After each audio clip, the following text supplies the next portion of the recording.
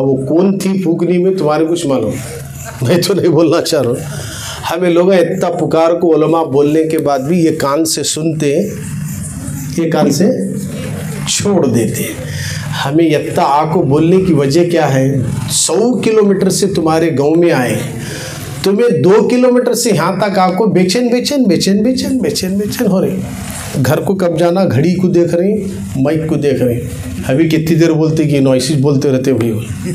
ये वसवसे जो है ना, शैतान अंदर इंसान के डालता है। इसके से गरीब नवाज का कौल याद आ गया।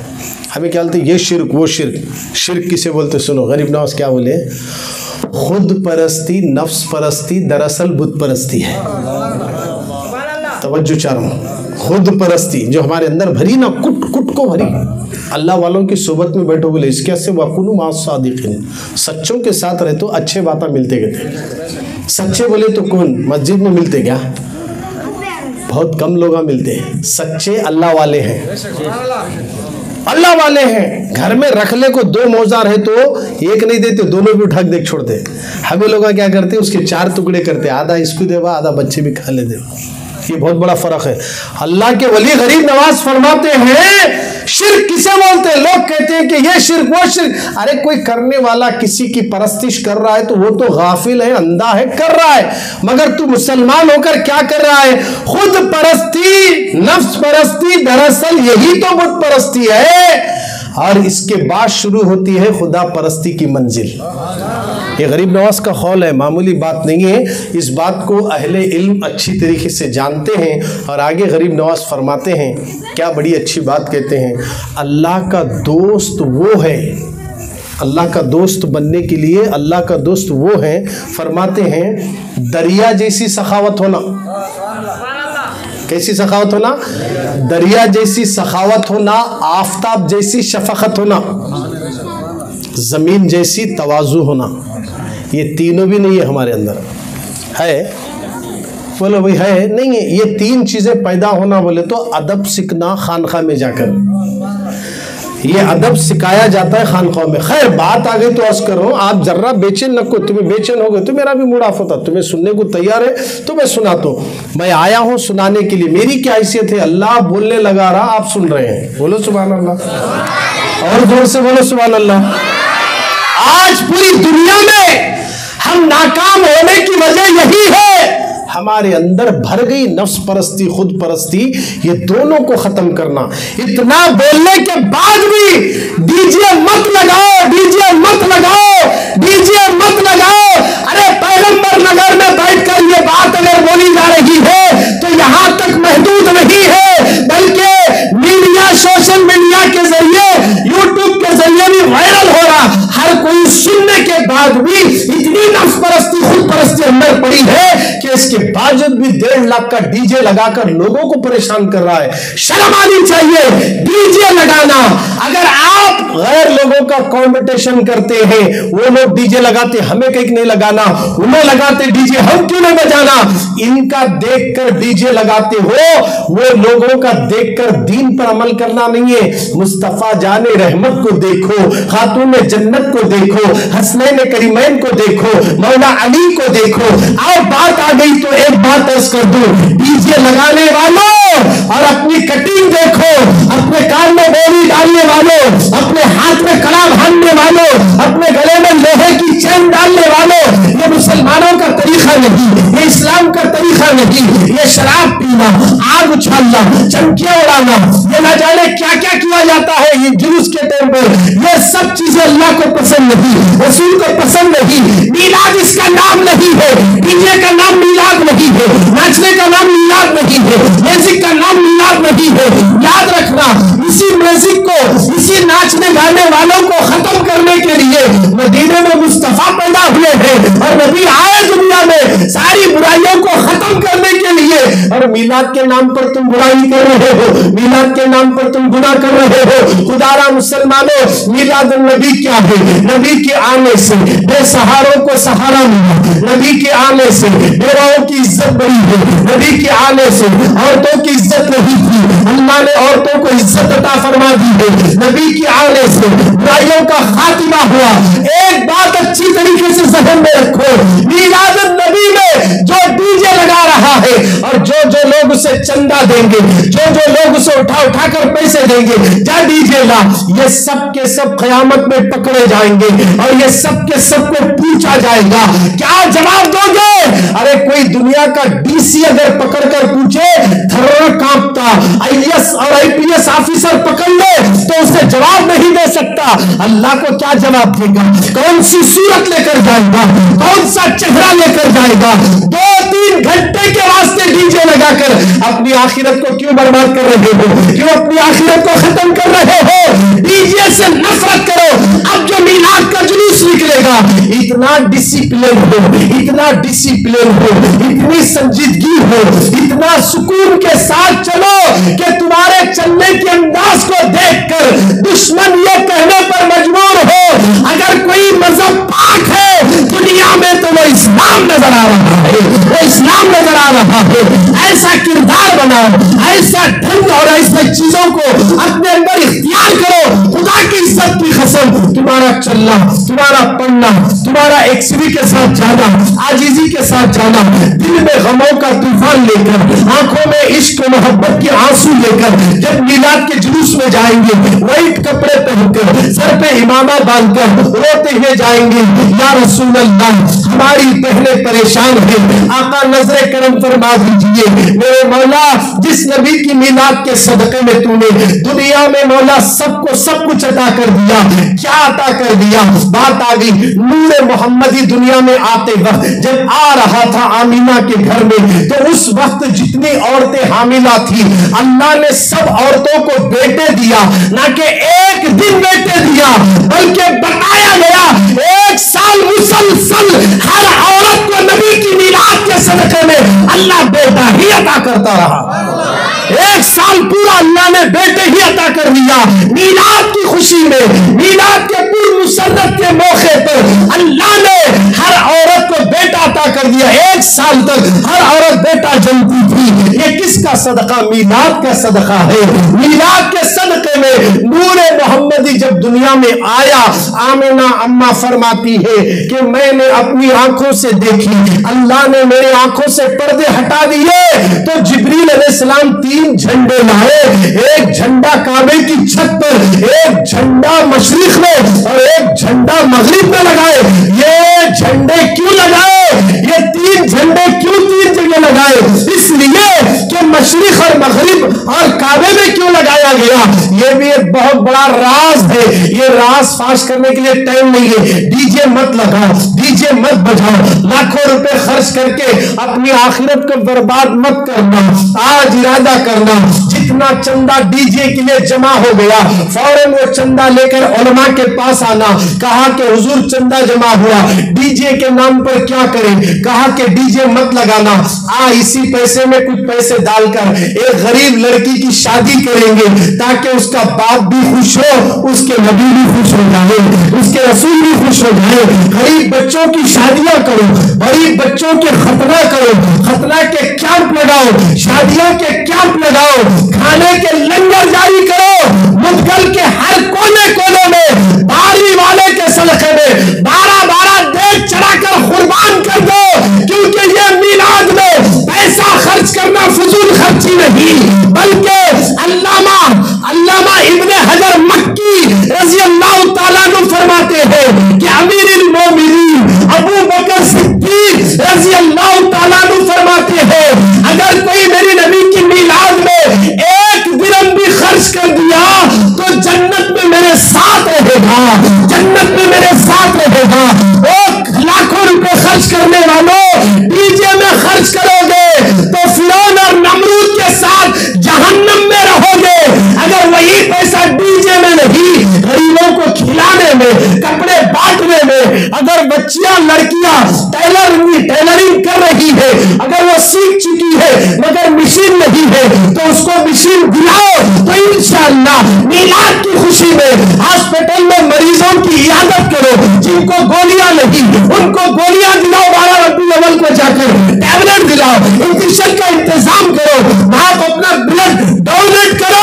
मीलाद की खुशी में नबी आ गए, पैसा ले जाओ, नबी आ गए, दौलत ले जाओ, ये सब नबी की मीलाद में खर्च करोगे तो माल घटता नहीं, अल्लाह उस माल में बरकत अता कर देता है। अल्लाह अकबर। यहाँ तक के हजरत ख्वाजा हसन बसरी रज़ी अल्लाह ताला अन्हु अमीरुल औलिया है। ये हर शजरे में ज़रे फेरिस्त में जिस हसन बसरी का नाम होता है वो हसन बसरी कहते हैं। मीलाद नबी में पैसा खर्च करने वालों, ये इसराफ नहीं है। किसी जमात की बात में मत आना, अहले हदीस की बात में मत आना। हजरत ख्वाजा हसन बसरी से बढ़कर कोई आशिक रसूल नहीं हो सकता। हसन बसरी फरमाते हैं, अली के खलीफा फरमाते हैं, और सारे सिलसिलों के बुजुर्गों के शजरे में सरे फहरिस्त में हसन बसरी का नाम मिलता है। वो हसन बसरी कहते हैं, अगर अल्लाह हसन बसरी को ओहद पहाड़ को सोना बनाकर दे दे तो वो सारा सोना मीलाद में खर्च कर दूंगा, मीलाद में खर्च कर दूंगा। क्या बात समझ में आ गई? मीलाद में खर्च करना ये फजूल नहीं है, बिल्कुल जायज है। अरे बोले जी सुभान अल्लाह, ये बिल्कुल जायज है।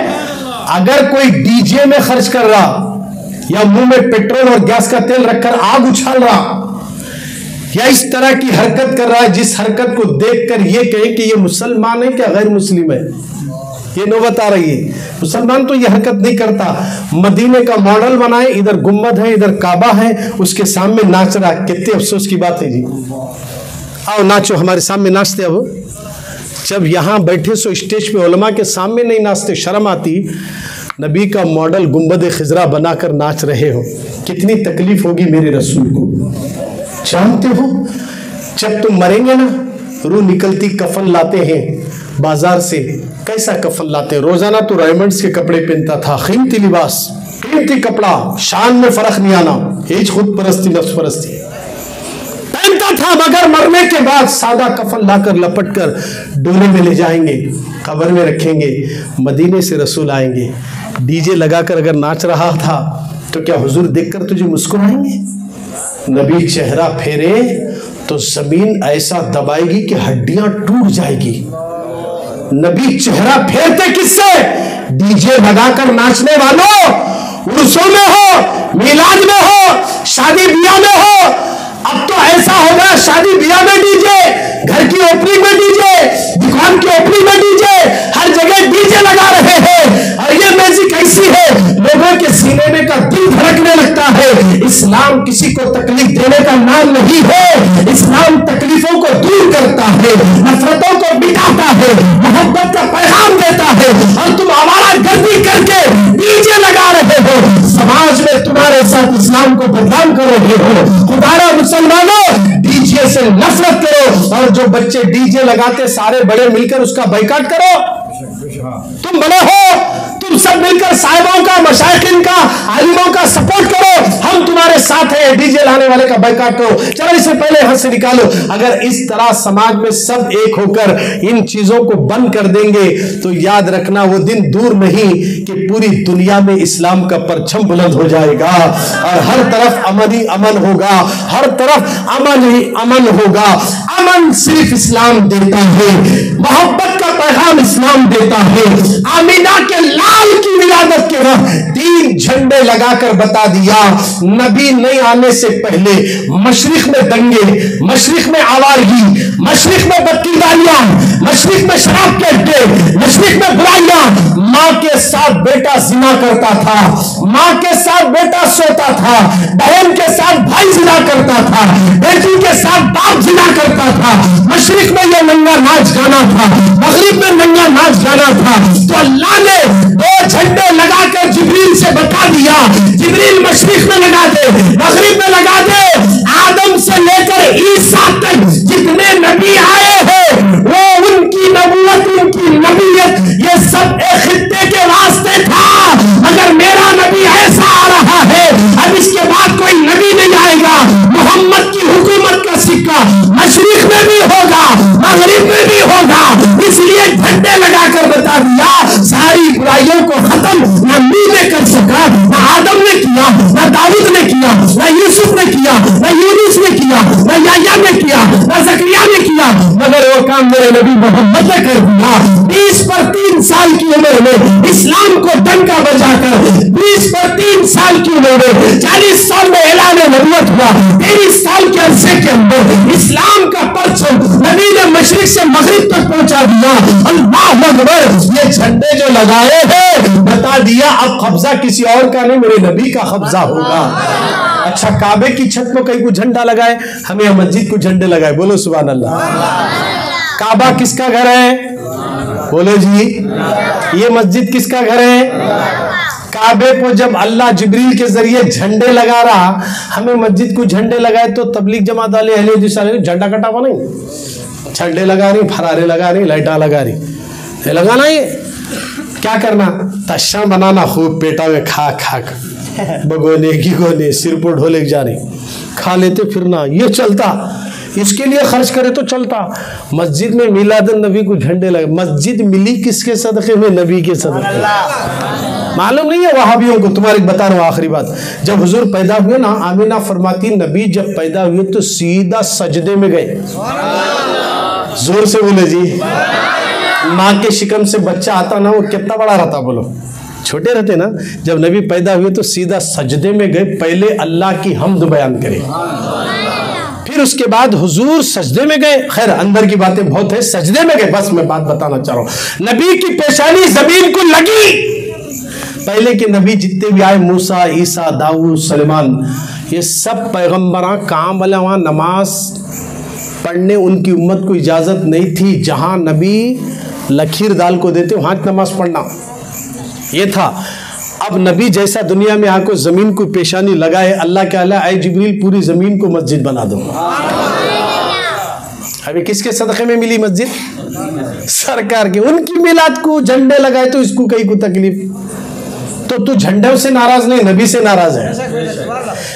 खुला जाहिर हो रहा है तुझे चीड़ मिलाद से है। तुझे पता नहीं मिलाद मुस्तफा का मुकाम यह है कि निसार तेरी चहल पहल पर हजारों ईद रबीउल अव्वल सिवाय इब्लिस के जहां में सभी तो खुशियां मना रहे हैं।